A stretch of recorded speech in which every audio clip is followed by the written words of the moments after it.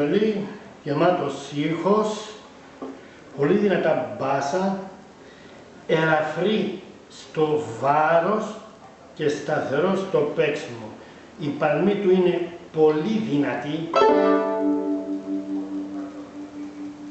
και υπάρχει μεγάλη διάρκεια στους παλμούς του βιολιού. Ακόμα και τα πιτσικάτα με το αριστερό χέρι βγαίνουνε.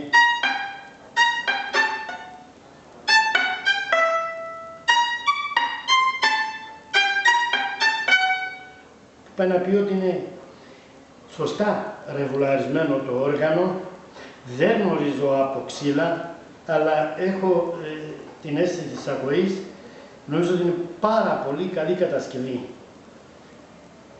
Πάρα πολύ καλή κατασκευή. Νομίζω ότι αξίζει να συνεχίσετε το έργο αυτό που κάνετε με τα βιολιά.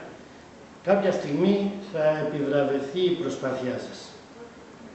Με λένε Γιώργο Χατζηπέτρο, είμαι μουσικός 60 χρόνια, παίζω βιολί από 8χρονο παιδί και έχω μια κάποια άποψη ως προς το να μπορώ να ξεχωρίσω τον ήχο ενός βιολιού. Να είστε καλά!